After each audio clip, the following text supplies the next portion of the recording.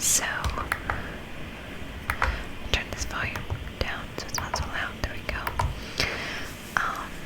It has been a while. That is because I had a baby. So, if you've been watching my videos, you know that I was pregnant with my second baby, and she will be a month old on Friday. So, in 3 days. No, today's Wednesday, 2 days. So that is why I've been MIA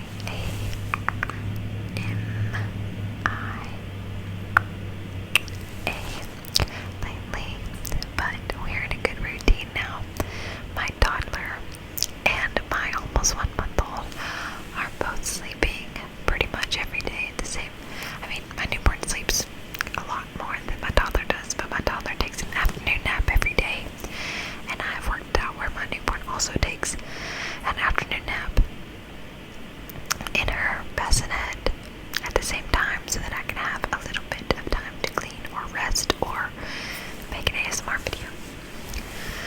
So that is where I have been, and I'm sorry. I am so sorry. It's been so long since I've been with you, but here I am, doing a lot better. And I'm just going to update you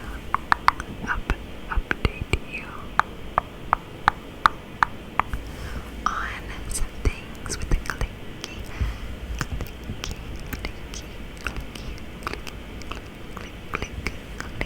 whispering and some face touching. Can I touch you? Can I touch you? Can I touch you? Can I touch you? So sit back, sit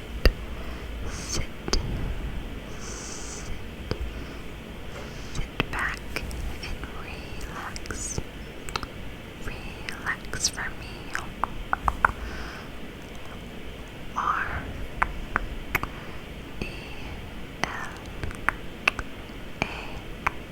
RELAX. Can you relax for me? And I'm just gonna talk to you and tell you about some things. So I'll start with a month ago. I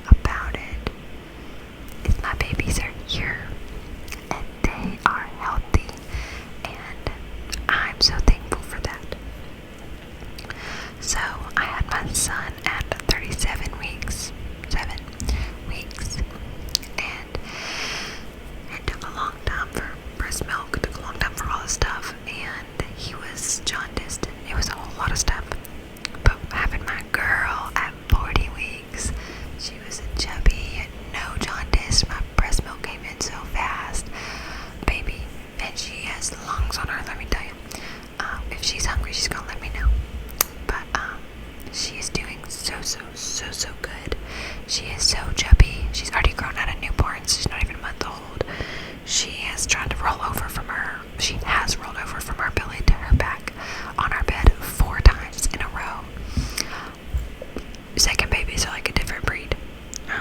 My son is doing wonderful with her. He's become very independent. He used to be a mama's boy, but now he wants to play on his own, and he wants his dad, and he wants other people. He goes to nursery at church.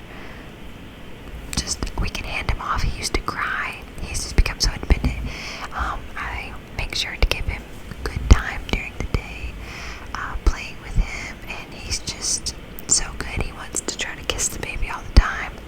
It's like he just knows she needs me, so when I'm breastfeeding her and stuff, he just plays. He doesn't even, nothing. He's just so great. He is teething a little bit some more. He's getting some molars.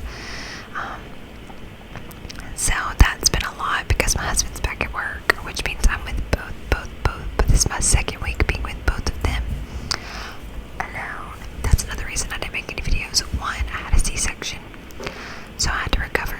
Two, I accidentally re-injured my C-section site. I'll tell you that story in one moment. Three, my husband was home for 2 weeks, and it's a little hard to make a video when you have 2 babies and your husband at home, and we haven't gotten in a good routine yet. So, okay, now to the story about re-injuring myself.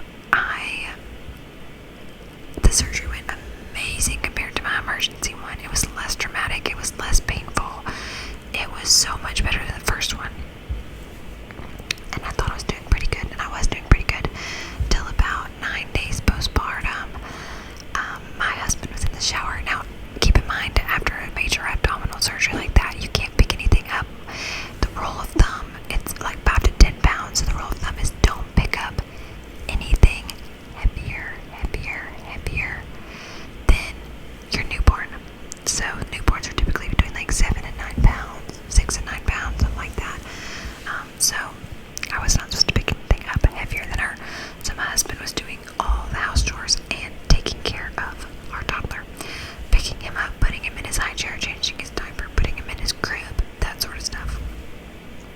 Well, my husband was taking a shower, and I was sitting on the couch, and my toddler was playing in the floor.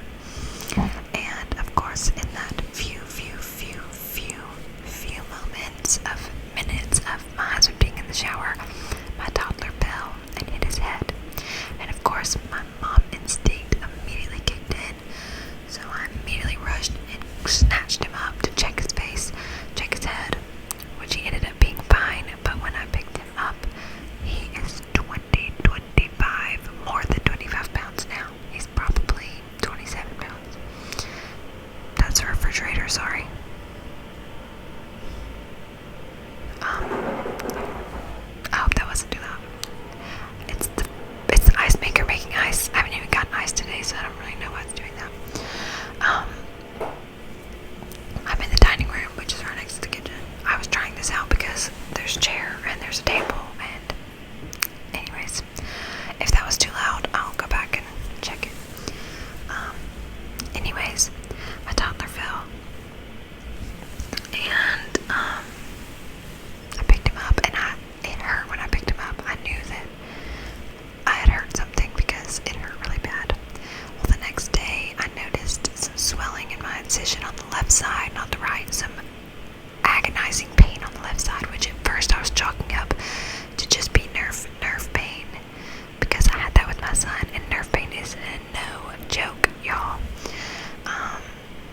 But it was not. I ended up having a hematoma, so I pulled something inside that busted a stitch or made some blood vessels bleed. Thankfully, my incision was not infected or anything. It did bleed some, so I had to go to the urgent care. It was literally during New Year's, which is always what happens to me. It always happens to be a holiday. But I was able to find an urgent care, and they were like, we can do nothing about this. So it was really hard and frustrating, but I gave it another week, taking it very easy, not lifting my son.